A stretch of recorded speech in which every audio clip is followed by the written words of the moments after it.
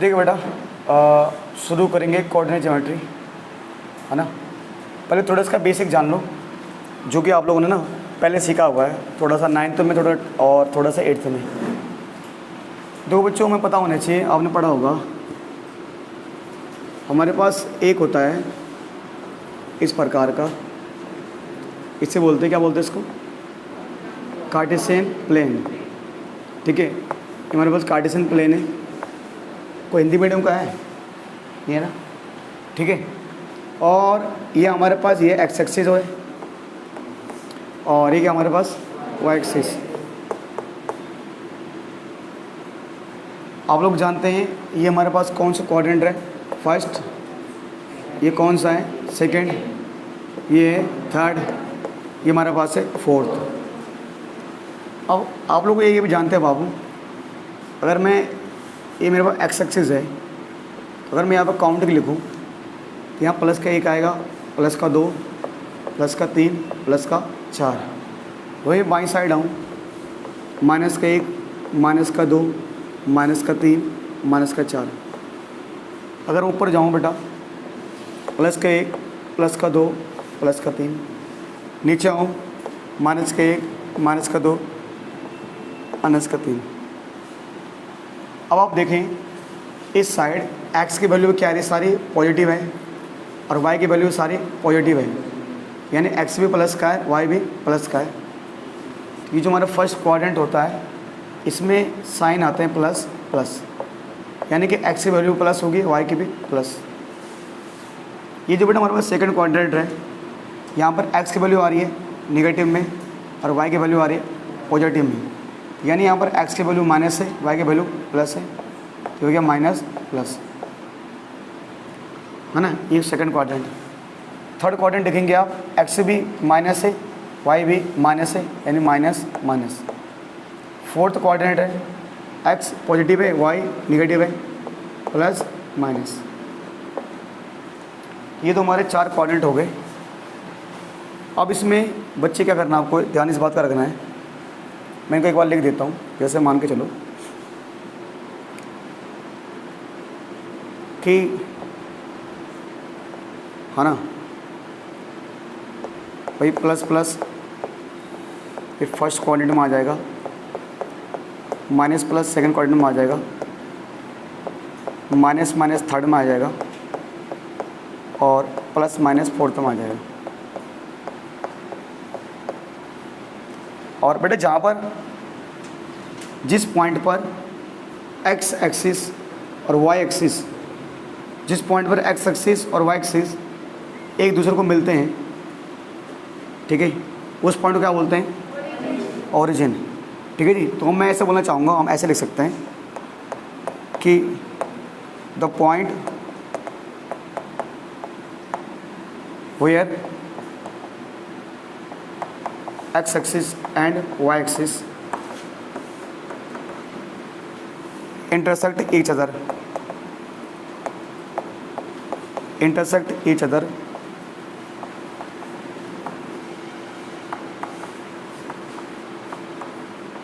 is called point of origin।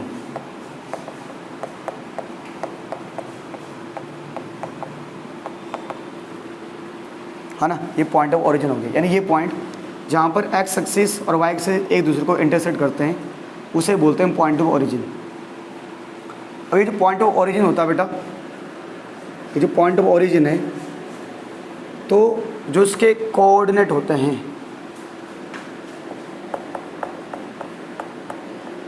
Coordinate of point of origin, of point of origin, जो point of origin के coordinate होते हैं, point of origin के coordinate का मतलब बेटा, वो बात करना चाह रहा है x और y के वैल्यू, कि यहाँ पर x की वैल्यू क्या होगी और y की वैल्यू क्या होगी। तो पॉइंट ऑफ ओरिजिन के कोऑर्डिनेट क्या होते हैं, क्या होते हैं बेटा, 0 0, यानी कि यहाँ पर x की वैल्यू भी 0, y की वैल्यू भी 0। यानी कि आप ये समझिए, जब भी आपको सवाल में दिया आएगा ओरिजिन, बोलेगा कि ओरिजिन से हम डिस्टेंस निकाल लें, या जब भी ओरिजिन की बात आएगा तो आपका माइंड वो आना चाहिए, हम बात करें 0 0 की, यानी वहाँ पर x की वैल्यू भी 0 होगी, y की वैल्यू भी 0 होगी। पहली बात। दूसरी बात प्यारे बच्चों, होता क्या है कि जैसे मैंने कहा फॉर एग्जांपल के लिए 3 और 4 कुछ ही बोला मैंने, 3,4 हो गया। तो जो पहली वैल्यू है, पहली वैल्यू x की होती है, दूसरी वैल्यू किसकी होती है, y की। ये जो 3 और 4 है, ये 3 और 4, इस 3 और 4 को क्या बोलेंगे हम? ये 3 और 4 क्या है, कोऑर्डिनेट है। ये 3 और 4 अपना में, क्योंकि 3 और 4 एक वैल्यू x की दिखा रहा है, एक वैल्यू y की दिखा रहा है, तो इसको बोलेंगे हम कोऑर्डिनेट। ठीक है। अब इस 3 और 4 में, अब मैं अगर पूरे 3 और 4 की बात करता हूँ, जैसे मैंने इसका नाम A पॉइंट है, मैंने कहा A पॉइंट का कोऑर्डिनेट, तो A पॉइंट का जो कोऑर्डिनेट है वो 3 और 4 है। इसका मतलब x की वैल्यू 3 है और y की वैल्यू 4 है। तो किसी भी कोऑर्डिनेट में जो x की वैल्यू होगी, द कोऑर्डिनेट ऑफ x, जैसे मेरे पास ये x है, y है, तो किसी भी कोऑर्डिनेट में जो x की वैल्यू होती है उसे क्या बोलता है बेटा? ठीक है, तो the coordinate of x is called abscissa. ठीक है, जो भी है स्पेलिंग कुछ भी लिखूँ आप देख लेना, बस एब्सिसा समझ जाना, इसको एब्सिसा बोलते हैं। अब सर इसकी इतनी वैल्यू है, आप देखना अभी क्या होगा। जैसे आपका एग्ज़ाम होगा तो वहाँ पर ये बोलेगा कि भैया हमारे पास एक कोऑर्डिनेट दिया हुआ है, उस पर एब्सिसा 0 है। हमें एक कोऑर्डिनेट दिया हुआ, उसमें एब्सिसा 0 है, यानी कोऑर्डिनेट कुछ भी हो सकता है, जैसे एक x और एक y, तो x और y मिलकर बनाते हैं कोऑर्डिनेट। तो हमें एक कोऑर्डिनेट दिया हुआ है जिसमें एब्सिसा 0 है, तो एब्सिसा 0 होने का मतलब वो होना चाहता है बेटा कि x की वैल्यू क्या है, 0, यानी x की वैल्यू 0 है। तो the coordinate of x is called abscissa. ये जरूरी नहीं 0 हो गया, कुछ भी हो सकता है। तो ये जो होता है हमारे पास, ये 3 है हमारे पास, 3 या एब्सिसा हो गया। और ठीक है जी, same the coordinate of y, coordinate of y is called ordinate. इसको हम ऑर्डिनेट बोलते हैं। मतलब जैसे 3 और 4 है बेटा, अगर 3 और 4 है, कुछ भी लिख दो, -3 -4 कुछ भी हो, मतलब चाहे प्लस हो चाहे माइनस हो, ये मतलब नहीं रखता। जैसे 3 और 4 है तो 3 हो गए यहाँ पर एब्सिसा और 4 हो गए यहाँ पर ऑर्डिनेट। 3 एब्सिसा, 4 हो गया ऑर्डिनेट। अच्छा, दूसरी बात प्यारे बच्चों,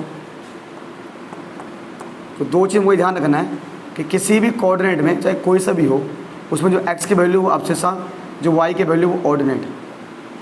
अगर थोड़ा हम और आगे बढ़ें, तो हम देखते हैं कि the coordinate of x axis, थोड़ा ध्यान देना बेटा। यहाँ पर तो मैंने लिखा द कोऑर्डिनेट ऑफ x, मैंने सिर्फ x लिखा है, मतलब बोलना चाह रहा है कि जो x की वैल्यू होती है उसे क्या बोलते हैं, तो x के वैल्यू को बोलते हैं एब्सिसा। यहाँ कह रहा है द कोऑर्डिनेट ऑफ y, ये सिर्फ y बोल रहा है कि जो y के वैल्यू को क्या बोलेंगे, y के वैल्यू ऑर्डिनेट हो गया। ये लिखा मैंने the coordinate of x axis, लिखा मैंने x एक्सिस, कि जो x एक्सिस के कोऑर्डिनेट्स होते हैं, है ना, द कोऑर्डिनेट्स, चलो लिख देता हूँ मैं, कोऑर्डिनेट्स ऑफ x एक्सिस। जैसे x एक्सिस है तो उसके कोऑर्डिनेट क्या होंगे, तो the coordinate of x axis क्या होंगे, x, 0, x, 0 आ जाएगा। तो बेटा मैंने यहाँ मैं बात कर रहा था इसमें सिर्फ x की वैल्यू की, इसमें सिर्फ y की वैल्यू की, इसमें पूरे दोनों की बात कर रहा हूँ कि भैया अगर कोई पॉइंट x एक्सिस में आता है तो वहाँ पर x की वैल्यू क्या होगा और y की वैल्यू क्या होगी, तो वहाँ पर जो कोऑर्डिनेट होंगे x, 0 हो जाएगा। Same the coordinate of y axis, जो y एक्सिस के कोऑर्डिनेट होते हैं, y एक्सिस यानी y एक्सिस मतलब ये लाइन, तो हो जाएगा 0, y, है ना। अब थोड़ा सा आपको सिंपल समझना बाबू, देखो जब बात कर रहा है कि the coordinate of x axis, जब एक्स एक्सिस की बात कर रहा है तो वहाँ पर एक्स तो कुछ ना कुछ है और वाई वहाँ पर क्या है, जीरो, वाई जीरो है। और जब बात कर रहा है वाई एक्सिस की, यानी वाई तो कुछ ना कुछ होगा पर एक्स क्या आएगा, जीरो, ये जीरो कोमा वाई। तो हमारे पास बाबू अगर आपको बेसिक नॉलेज है ना तो आप समझ पाओगे। जैसे कि हमारे पास क्वेश्चन आ जाता है कि डिस्टेंस फ्रॉम एक्स एक्सिस, कि फाइंड द डिस्टेंस, ये फाइंड द वैल्यू, जैसे बोल देगा अभी कोई क्वेश्चन आएगा आपके पास, ऐसे बोलेगा कि भाई मेरे पास एक पॉइंट दिया हुआ है 3 और 4 और इसकी डिस्टेंस एक्स एक्सिस से मान लो बोलेगा 12 दी हुई है, इसकी डिस्टेंस एक्स एक्सिस से, एक्स एक्सिस, जैसे उसने एक्स एक्सिस बोला मैं समझ गया एक्स कॉमा जीरो, तो बोलेगा इस 3 4 की एक्स एक्सिस से डिस्टेंस, एक्स एक्सिस मतलब एक्स कॉमा जीरो से डिस्टेंस 12 यूनिट है, तो find the value of x, तो एक्स की वैल्यू फाइंड करो। तब तो हम यूज करेंगे डिस्टेंस फार्मूला, जो अभी आपको बताया नहीं गया है, बताएंगे उसके बारे में, ठीक है। तो ये ज़रूरी है, पता लगा हमें एक्स एक्सिस के बारे में पता ही नहीं है। जिस बच्चे को पता है वो तो पता है कि एक्स एक्सिस का मतलब क्या होता है, x comma zero.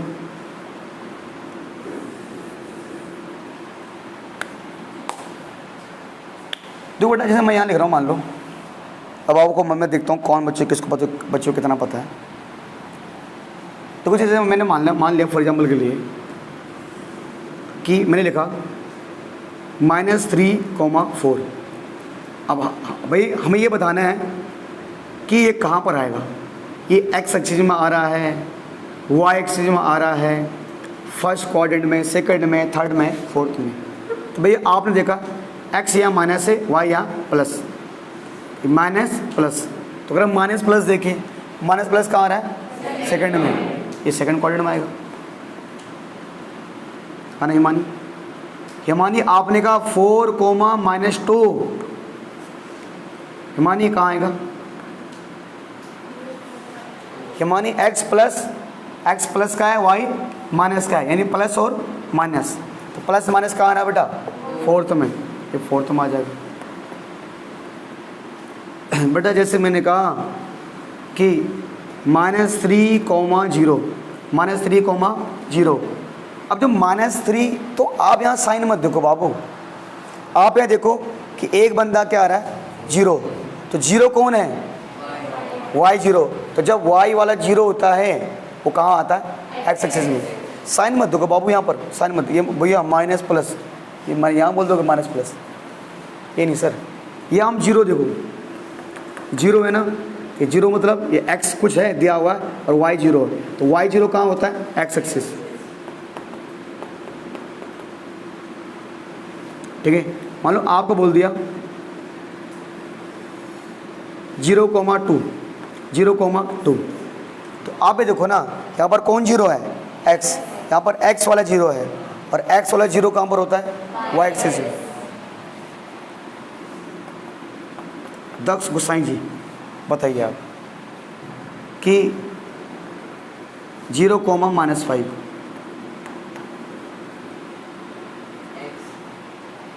-5, Y axis, Y axis बोलो ना, यहाँ पर जीरो कौन है, वाई वाला जीरो है, कौन सॉरी एक्स वाला जीरो है, एक्स वाला जीरो कहाँ होता है, वाई एक्सिस में, मतलब पहला नंबर जीरो है ना, वाई एक्सिस। ये हमने बोला 5,0, जब 5,0 की बात करते हैं तो जीरो कौन है यहाँ पर, वाई वाला जीरो है, तो वाई वाला जीरो होता है एक्स एक्सिस पे।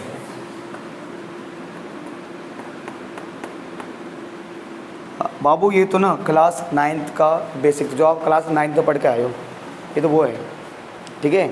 इसमें मतलब ये तो आपको क्लास 9th में ही पढ़ाया जाता है टीचर द्वारा, ठीक है ना। बाकी और कुछ बचा इसमें तो फिलहाल बेसिक है, ये तो इस चैप्टर का बेसिक है। अगर ये आपको आता है, ये चीज़ आपको पता है अगर सही से दक्ष गुसाई से, तो आप अच्छा करोगे। दक्ष गुसाई और आदित्य गुसाई और हिया गुसाई क्यों, ठीक है। जरा please pause the video and write down, बैठ जाओ, ठीक है। तो बेटा बात करें कि जो हमारा अगला टॉपिक है हमारे पास बेसिक के बाद बात करते हैं ज़रा डिस्टेंस फॉर्मूला की, डिस्टेंस फॉर्मूला, ठीक है। सॉरी, ठीक है बेटा डिस्टेंस फॉर्मूला जिसको बोलते हैं दूरी का सूत्र, दूरी का सूत्र। और होता क्या बेटा, मान के चलो कि हमारे पास है ना ये कार्टेशियन प्लेन है, ये एक्स एक्सिस है, ये वाई एक्सिस है। अब मैंने कहा था बच्चों को बेटा मैं इसका डेरिवेशन नहीं करा रहा, सिंपल बता रहा हूँ कि यार अगर मुझे यहाँ से लेकर यहाँ तक की डिस्टेंस निकालनी है वो तो मैं निकाल लूँगा। जैसे मान लो यहाँ पर y की वैल्यू है 5, यहाँ पर y की वैल्यू है 2, तो भाई कितना डिस्टेंस हो गया, 3 हो जाएगा। अगर यहाँ पर y की वैल्यू 2 है और यहाँ पर y की वैल्यू 5 है तो कितना डिस्टेंस हो गया, 3। वो हर पे बता देगा। मान लो मुझे बताना है कि भैया यहाँ से लेकर यहाँ तक की डिस्टेंस। अब मान लो यहाँ पर x की वैल्यू 6 है, तो ये 0 से लेकर मतलब यहाँ से लेकर यहाँ तक तो डिस्टेंस क्या हो जाएगी, 6 हो जाएगी, क्योंकि ये इसकी लंबाई 6 है, इसकी लंबाई भी क्या होगी 6 यूनिट। तो आप खड़ी वाली डिस्टेंस और सीधी डिस्टेंस से बता दोगे। अब मान लो आपको डिस्टेंस बतानी है यहाँ से लेकर यहाँ तक की डिस्टेंस, मान लो इस पॉइंट से आपको इस पॉइंट की डिस्टेंस बतानी है तो दिक्कत आ जाएगी बाबू। खड़ी में डिस्टेंस बता दोगे आप वाई की हेल्प लेकर, सीधी में स्ट्रेट में डिस्टेंस बता दोगे आप किसकी हेल्प लेकर, एक्स की। इसमें डिस्टेंस नहीं बता पाओगे आप। तो इसलिए डिस्टेंस निकालने के लिए फॉर्मूले का यूज़ किया गया, ठीक है, जिसको हम बोलते हैं डिस्टेंस फॉर्मूला, है ना। तो इस प्रकार है, मैं सीधा फॉर्मूले पे आ रहा हूँ, ठीक है सर। तो मैं मान के चलता हूँ जैसे मेरे पास एक लाइन है, मुझे इसकी डिस्टेंस निकालनी है। तो जब भी कोई लाइन होती है तो वहाँ पर 2 वैल्यू होती है। तो मान लो होता है क्या आपके पास एक्चुअल में हमें डिस्टेंस निकालनी है 2 पॉइंट के बीच, 2 पॉइंट के बीच। तो वो है क्या, 9th में ना, 10th में से पॉइंट की बात की गई है कि जैसे 2 पॉइंट से मिलकर एक लाइन बन रही है, उसके बीच की डिस्टेंस निकालनी है, ठीक है। मेरे पास एक लाइन है, मतलब 2 पॉइंट से मिलकर एक लाइन बन रही है, बीच में एक पॉइंट आ रहा है। तो कहीं ना कहीं जो हमारा ना जो हमारे 10th क्लास है वो इर्द गिर्द घूमता पॉइंट के, यानी आपको दिया होगा कि ये 2 पॉइंटों को मिलकर एक लाइन बन रही है। ये यही हमारे पास 2 पॉइंटों को मिलकर एक लाइन बन रही है, बीच में एक पॉइंट है वो इसको डिवाइड कर रहा है। वहीं अगर आप 11th में जाओगे बाबू तो वहाँ पर लाइन की बात की गई है। वहाँ पर आपके पास एक चैप्टर है स्ट्रेट लाइन। तो लाइन क्या है, लाइन जब पैरेलल होती है तब क्या होता है, लाइन का स्लोप क्या होता है। पर बाबू सारा जो बेसिक है ना, बेसिक कौन क्लास का आपका 10th का है ना। अगर 10th का थोड़ा बहुत आपको 9th और 10th का कॉन्सेप्ट याद है आपको तो आपके लिए कोई बड़ी बात नहीं होगी। आगे बढ़ता हूँ बेटा, मैं जब बात कर रहा हूँ डिस्टेंस की, तो बेटा जैसे मैंने कहा ये मेरे पास एक लाइन है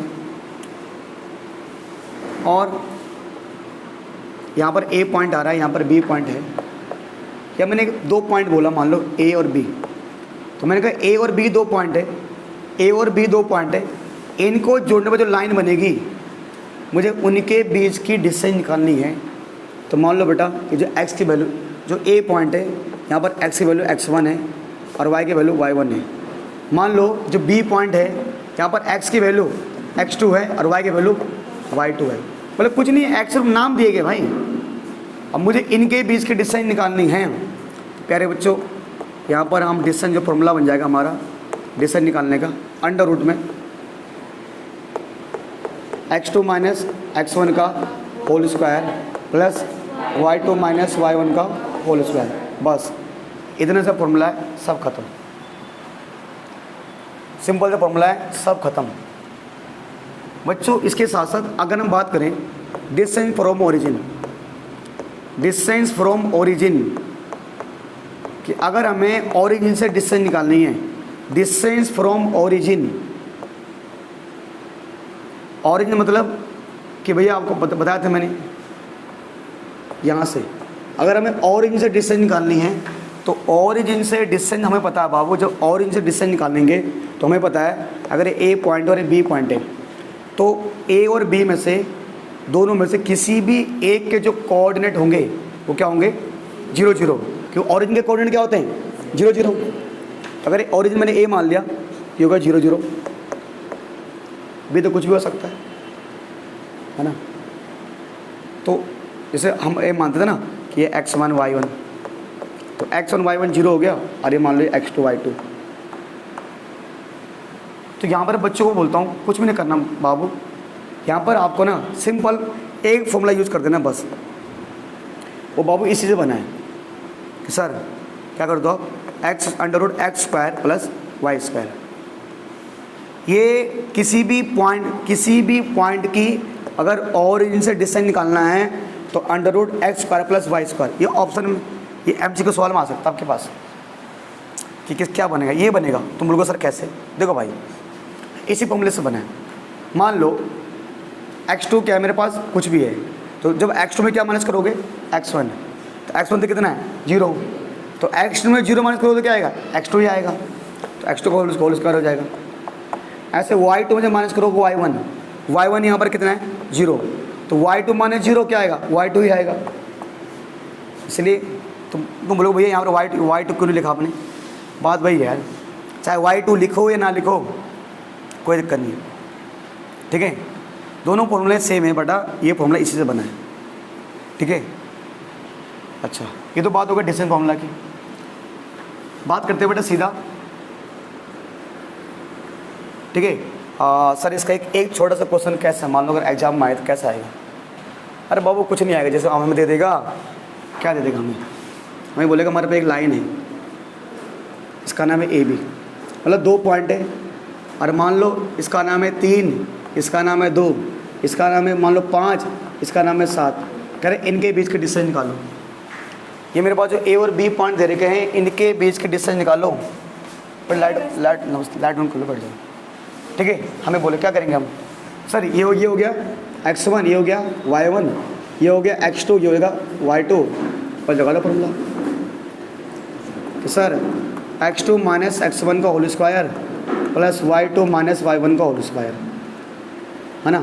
x2 क्या बटेगी 5 माइनस 3 का होल स्क्वायर, y2 क्या है 7 माइनस 2 इसका होल स्क्वायर।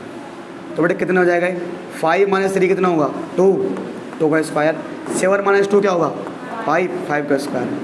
तो बेटा 2 का स्क्वायर कितना आएगा 4, 5 का स्क्वायर आएगा 25, क्या जाएगा 29 आ जाएगा, √29। और ध्यान रखना डिस्टेंस देखो, क्योंकि √29 के फैक्टर नहीं होंगे, तो डिस्टेंस कभी फिलहाल यहीं बैठ दो इस पे से, तो डिस्टेंस जो है ना कभी नेगेटिव में नहीं आएगा, हालांकि नेगेटिव में है नहीं, ठीक है। मान लो अगर फॉर एग्जाम्पल के लिए अगर 36 आता √ में, तो 36 की वैल्यू होती है वो प्लस माइनस, मतलब 36 की वैल्यू होती है प्लस माइनस 6, मतलब अब 36 जो होता है वो प्लस के 6 का स्क्वायर करोगे तब भी 36 आएगा, और माइनस के 6 का स्क्वायर करोगे तब भी 36 आएगा। पर माइनस हमें नहीं लिखना, कि डिस्टेंस निगेटिव में नहीं हो सकता, ठीक है। तो ये हमारा आंसर हो गया छोटा सा, ये ऐसा था। इस पर जो क्वेश्चन होंगे वो सारे कराऊंगा भी आपको कि कैसे क्वेश्चन पूछ सकता है एग्जाम में, ठीक है। तो ठीक है जी, हाँ जी, हाँ इतना यूनिट, क्योंकि तो डिस्टेंस है ना। अब डिस्टेंस यहाँ लिखा तो नहीं है कि मीटर में है सेंटीमीटर में है, तो हम फॉर्मेलिटी के लिए लिख देंगे इतना यूनिट, डिस्टेंस इतना यूनिट, ठीक है। चलिए, है ना, मैं यही पे बता देता हूँ आपको, क्योंकि ये डिस्टेंस फॉर्मूला, इसके बाद हमारे पास क्या है सेक्शन फॉर्मूला, ठीक है। तो इस चैप्टर में हमें टोटल 3 चीज़ें सीखनी थी। डिस्टेंस फॉर्मूला हमारे पास हो चुका है, बात करिए एक होता हमारे पास सेक्शन फॉर्मूला और एक होता हमारे पास एरिया ऑफ ट्रायंगल, है ना।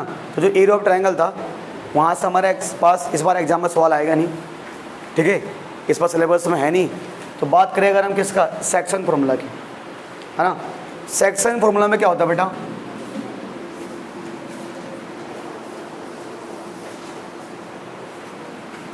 कि मान के चलो मेरे पास एक लाइन है ए और बी, सॉरी मतलब 2 पॉइंट है मेरे पास ए और बी, और इनको जोड़ने पर एक लाइन बनती है। और इस ए और बी पॉइंट को क्या हो गया सर, इस ए और बी पॉइंट को मान के चलो बीच में एक सी पॉइंट है, मान के चलो ये सी पॉइंट है, ये सी पॉइंट ए और बी पॉइंट को, है ना बेटा, उधर चले जाओ, उधर से अब उधर से, हाँ ठीक है। ये ए और बी पॉइंट को सी पॉइंट डिवाइड कर देता मान लो, ठीक है। ये सी पॉइंट जो है वो ए और बी को डिवाइड कर रहा है। जैसे मैंने मान लिया बेटा, जो ए पॉइंट है उसके कोऑर्डिनेट x1 y1 हैं और बी पॉइंट के कोऑर्डिनेट x2 y2 है, ठीक है। और इनको मान लो डिवाइड किया जा रहा है, सी पॉइंट जो है उसके जो कोऑर्डिनेट है वो मान लो x y है, मतलब सी पॉइंट ए बी को डिवाइड कर रहा है। जैसे मैंने माना, सर समझे नहीं, जैसे मान लो ये कोई लाइन है ए बी, ठीक है जी। अब मैंने कहा इसकी लंबाई है 8 मीटर, तो मैंने कहा ये सी है, तो मैंने यहाँ से सी पॉइंट है, तो यहाँ से यहाँ 5 में है और यहाँ से यहाँ 3 है, तो ए बी 8 मीटर है, सी इसको 2 पार्ट में डिवाइड करने का काम कर रहा है। ये हो गया 5 यूनिट, ये हो गया 3 यूनिट, यानी सी पॉइंट ने पूरे ए बी को 5:3 में डिवाइड किया है। सी पॉइंट ने पूरे ए बी को 5:3 में डिवाइड किया बेटा, है ना। तो यहाँ पर रेशियो है कि इसका डिवाइड किया गया 5:3। तो अगर ऐसे मुझे बताना है कि सर कितने रेशियो किसी में डिवाइड करेगा, तो हम मान लेंगे, जैसे मैंने मान लिया कि सी पॉइंट पूरे ए बी को m/n में डिवाइड कर रहा है। m/n में क्या कर रहा है, डिवाइड, कि सी पॉइंट पूरे ए बी को m/n में डिवाइड कर रहा है। तो प्यारे बच्चों, फिलहाल मैं यहाँ डेरिवेशन नहीं बता रहा कैसे बना क्या बना, मैं सीधे आ रहा हूँ फॉर्मूले पे। तो ऐसे में क्या हमारे एग्जाम में क्या आएगा, तो बेटा हमें तो एग्जाम में कुछ भी पूछ सकता है, एग्जाम में हमें कुछ भी पूछ सकता है,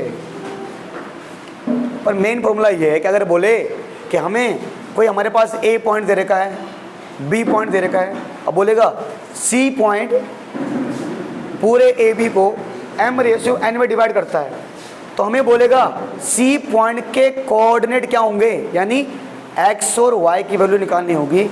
हमें x1 y1 दिया होगा, हमें x2 y2 दिया होगा, और हमें x और y फाइंड करना होगा, ठीक है। कुछ नहीं बाबू, एक फॉर्मूला होता है सिंपल सा बस।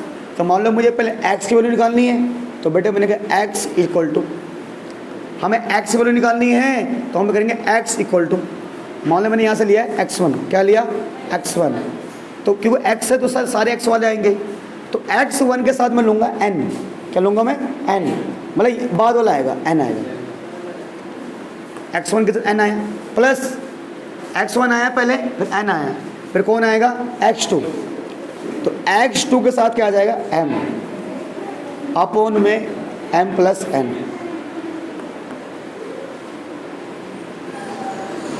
ये था x के लिए। और सेम अगर क्या निकालना आपको, y निकालना है, सेम कुछ नहीं, जहाँ जहाँ x है वहाँ क्या रख दो y, है ना। यहाँ क्या आ जाएगा y, तो 1 क्या हो गया, यहाँ आ जाएगा y, क्या हो जाएगा y2, यहाँ आ जाएगा m+n ही आएगा, ठीक है जी।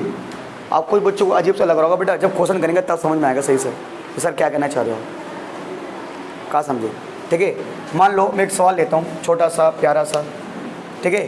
तो मान लो मैंने यही सवाल ले लिया, जो सवाल लिया था मैंने, मान लो मैंने यही सवाल ले लिया बेटा आपके सामने, एक छोटा सा सवाल ले लिया। वो सवाल मैंने ये ले लिया कि मान के चलो मेरे पास एक लाइन दी हुई है ए बी, ठीक है। और इसमें बोला गया है ए पॉइंट के जो कोऑर्डिनेट हैं वो 3,2 हैं, और जो बी पॉइंट के कोऑर्डिनेट हैं वो 5,7 हैं। और जब बीच में मान लो कोई सी पॉइंट आ रहा है और वो डिवाइड कर रहा है 5:3 में, तो बताओ सी पॉइंट के कोऑर्डिनेट क्या होंगे। आप लोग जानते हो ये x1 है, ये y1 है, ये x2 है, ये y2 है, और इसी पॉइंट के कोऑर्डिनेट को हम x और y बोलेंगे, तो ये हो जाएगा m, ये हो जाएगा n। क्यों रावत जी, समझ गए? नहीं समझ रावत जी? आप समझ रहे हो ना? देखिए समझ रहा भाई, ये जानता ही रावत लोग समझ जाते हैं। तो हमें पहले निकालने मान लो x की, सर फॉर्मूला क्या बताया था? x1 into n plus x2 into upon में m प्लस n। x1 कितना है? 3, और n कितना है बाबू? x2 कितना है? और m कितना है? अपॉन में m प्लस n, 5 प्लस 3। बाबू देखो 3 इंटू 3, 5 5 जा 5 प्लस 3 8। बेटे कितना आएगा? 9 5 14 34, अपॉन में कितना काटने पाएगा? 17 अपॉन में 4। ये x आया। सेम किसकी निकालनी है? y की। फॉर्मूला वही लगेगा, y1 इंटू और y2 इंटू अपॉन में m प्लस, बहुत बढ़िया बहुत बढ़िया। y1 कितना है? कितना है? 2। रावत जी n कितना है? 3। बहुत रावत जी, देखो भाई इज्जत वाली बात तुम्हारी। रावत जी y2 क्या है? 7। बहुत बढ़िया, शाबाश। रावत जी m क्या है? 5। बहुत बढ़िया। m प्लस n क्या है? 5 प्लस 3। बहुत बढ़िया, शाबाश। कितना होगा? 3 2 जा 6। क्या हो जाएगा ये? कितना हो जाएगा ये? क्या हो जाएगा ये? 41/8। तो जो हमारे लास्ट में लिख सकते हैं, जो हमारे कोऑर्डिनेट आ जाएंगे, x आया 17/4 या 41/18, ऐसे लिख सकते हैं हम। 17/4, 41/18। ये किसकी वैल्यू हो गई?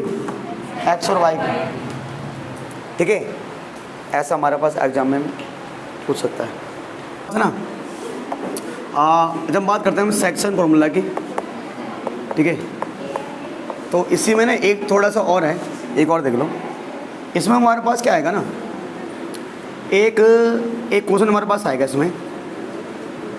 कभी कभी हमें ना, जैसे ना कभी कभी कुछ पॉइंट मिसिंग होगा, तो देखो मैंने कहा ये ए पॉइंट है, बी पॉइंट है, इसको मैंने x1 मान लिया, y1 मान लिया, इसको मैंने x2 मान लिया, y2 मान लिया। ये मान लो कोई सी पॉइंट है, और जो इसके कोऑर्डिनेट हैं वो x, y मैंने मान लिए। और अभी तक मैं मान रहा था कि मैंने मान लिया सी पॉइंट इस पूरे को m/n में डिवाइड कर रहा है। मैंने mn ना मानकर मैं k/1 मान रहा हूँ।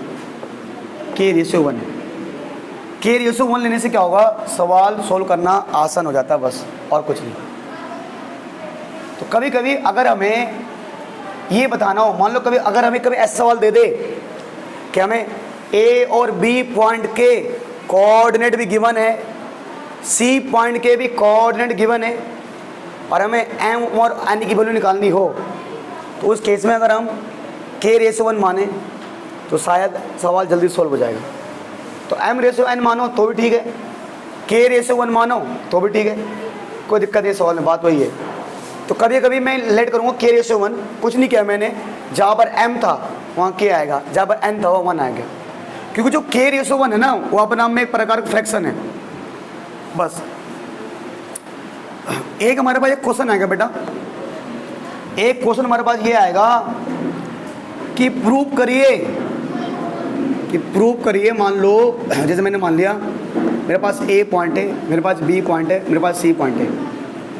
अब मुझे 3 पॉइंट देगा, ए बी सी 3 पॉइंट देगा, इनके कुछ अलग अलग वो देंगे कोऑर्डिनेट, मतलब जैसे ये x1 y1 है, ये x2 y2 है, और ये मान लो x3 y3 है, और हमें बोलेगा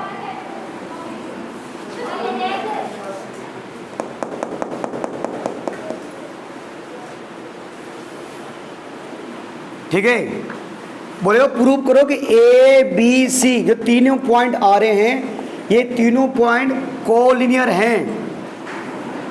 ये तीनों पॉइंट कोलिनियर है बेटा, ये प्रूव करना मान लो हमें। तो अब क्या करेंगे उसके लिए? इसको सोल्व करने के दो तरीके हैं। एक तरीका ये बाबू कि कोलिनियर का मतलब ये होता है संरेखी, मतलब बेटा कि ये एक ही लाइन में आ रहे हैं, मतलब ये तीनों एक ही लाइन के हिस्से हैं। जैसे ए है, ये बी है, ये सी है। तो अगर ये कोलिनियर होंगे, अगर ये तीनों पॉइंट कोलिनियर होंगे तो ये तीनों एक ही लाइन में आ रहे होंगे, है ना? अगर होंगे तो, अगर एक ही लाइन में आ रहे होंगे यानी a b plus b c equal to क्या आ रहा होगा? ऐसे तो आ रहा होगा भाई। अगर ए बी में जितना अगर ए बी में बी सी जोड़ूँ तो ए सी के बराबर आएगा। तो अगर मान लो, हालांकि एग्जाम प्रूफ वाला आएगा नहीं, क्वेश्चन MCQ है तो प्रूफ करने को आएगा नहीं, पर मान लो फिर भी सवाल को पता नहीं कुछ घुमा दे, कुछ कर दे, है ना? तो कोलिनियर कैसे निकालते हैं? पहले आप डिस्टेंस निकालोगे ए बी की डिस्टेंस फॉर्मूला से, फिर आप डिस्टेंस निकालोगे बी सी की डिस्टेंस फॉर्मूला से, और फिर किसके डिस्टेंस निकालोगे? ए सी की, किससे? डिस्टेंस फॉर्मूला से। अगर बराबर आ रहा होगा तो कोलिनियर हैं और नहीं तो नहीं है। और ये तो था एक तरीका, और कोलिनियर के लिए मैंने आपको एक और तरीका बताया था, एरिया ऑफ ट्रायंगल से। किससे? एरिया ऑफ ट्रायंगल से। भैया सर इसको क्वेश्चन कराना। देखो अभी क्वेश्चन, अभी मैं कुछ जब एग्जाम्पल लूँगा, जब मैं कुछ प्रीवियस ईयर के कुछ क्वेश्चन लूँगा तब वहाँ पर ये सवाल आ जाएगा, तब आपको समझ में आ जाएगा। तो फिलहाल अब इसका बेसिक समझ लो, इतना ही है। अब मान लो यही सवाल, इस सवाल को करने का एक और तरीका भी है जो कि एरिया ऑफ ट्रायंगल है। देखो एरिया ऑफ ट्रायंगल इस बार सिलेबस में नहीं है, पर मैं उसका फॉर्मूला बता देता हूँ क्या चीज़, क्या हिसाब है, कैसा है। तो बेटा होता क्या है, मान लो मेरे पास 3 पॉइंट है, ए बी और सी।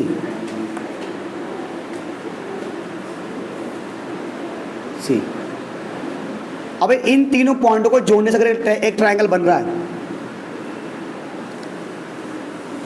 ठीक है? अब मान लो ए पॉइंट के कोऑर्डिनेट x1 y1 है, बी पॉइंट के कोऑर्डिनेट x2 y है, सी पॉइंट के x3 y3 है। अब मान लो मुझे बताना है कि इनसे मिलकर जो ट्रायंगल बनेगा ए बी से, उसका एरिया निकालो। ठीक है, सही सिलेबस में नहीं है, पर फिर भी इसका थोड़ा बहुत मतलब नहीं भी पढ़ोगे तो कोई दिक्कत नहीं, है ना? पढ़ लो तो कोई दिक्कत नहीं, आगे काम आएगा, है ना? क्या है बेटा इसमें? तो जो area of triangle A B C होगा, area of triangle A B C ये होगा बेटा 1/2। कुछ मत करो बाबू, ऐसे 3 ब्रैकेट बना दो, प्लस प्लस। सबसे पहले वाला आगे क्या लिख दो? x1 यहाँ लिख दो, x2 यहाँ लिख दो, x3। अब देखो यहाँ x2 है ना, यहाँ क्या है? x1, यहाँ पर क्या है? x1। तो यहाँ पर भी अंदर y वाले आएंगे, यहाँ भी y वाले, यहाँ भी y वाले। तो क्या होगा? y2 माइनस y3, है ना? y2 minus y3। तो y2 minus y3, sir y वाले कैसे आएंगे? देखो बेटा, मैंने कहा y2 माइनस y3 आएगा, मतलब समझो आप पहले वाले याद करो, बस आप ये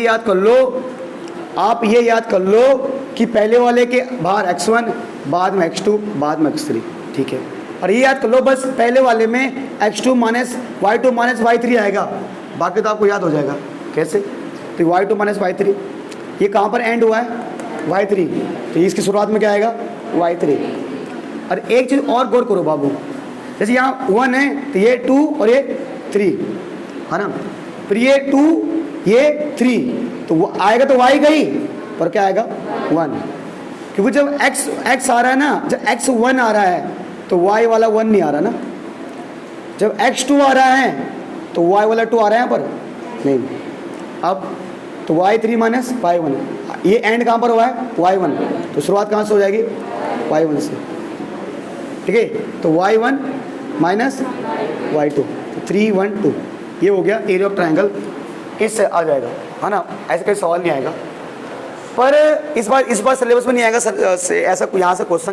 पर क्योंकि जो कोलिनियर वाला सवाल है ना, हमारे पास एग्जाम में आता था कि प्रूव करो कि मान लो ABC पॉइंट कोलिनियर है, तो वो क्वेश्चन ना, ऐसा क्वेश्चन हम डिस्टेंस फॉर्मूले से भी कर सकते थे और ऐसा क्वेश्चन हम एरिया ऑफ ट्रायंगल से भी कर सकते थे।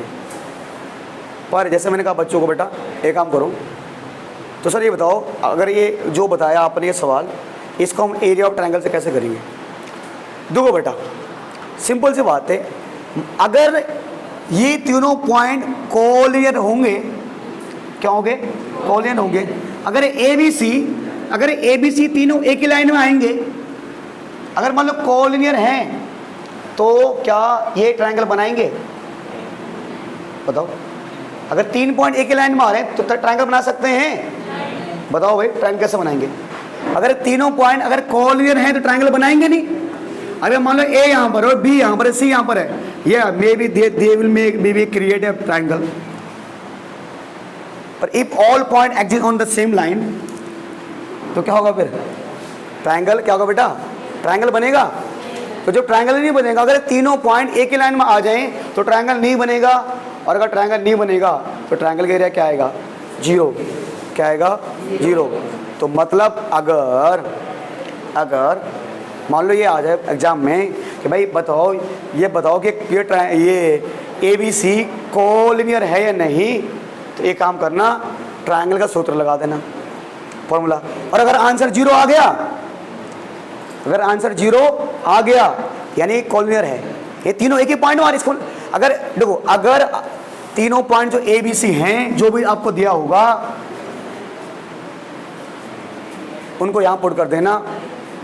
अगर सोल्व करने पर 0 आ गया तो 0 आ गया, इसका मतलब एरिया ट्रायंगल का एरिया 0 आ रहा है, और ट्रायंगल का एरिया 0 तभी आएगा जब तीनों पॉइंट एक ही लाइन में आ रहे होंगे। तो इसका मतलब ये कोलिनियर होंगे, कोलिनियर हैं। और एरिया 0 ना, मतलब तीनों पॉइंट एक ही लाइन में। और अगर एरिया 0 नहीं आया, अगर एरिया 0 नहीं आया, तो इसका मतलब ट्रायंगल बना रहे हैं, ये ट्रायंगल बना रहे हैं। अगर ट्रायंगल बना रहे हैं तो ये तीनों कोलिनियर नहीं होंगे, है ना। तो मैंने क्या बोला, ऐसी कंडीशन में कि मान लो ये, तो इसका यूज 8.3 में होना था, 8.4 में, और कोलिनियर क्या मैंने बोल दिया बेटा, if area of triangle is 0 it means points are collinear. खत्म, ठीक है। और इसमें बहुत सारे कॉन्सेप्ट हैं, देखते हैं जब क्वेश्चन आएगा तब करते हैं, ठीक है। अभी तो इसको मैंने आज इतना ही बता रहा हूँ। कल की क्लास में मैं आपको बताऊँगा क्या क्वेश्चन कराऊँगा मैं, ठीक है, जो प्रीवियस ईयर में आए हुए, ठीक है। बोलिए दीदी।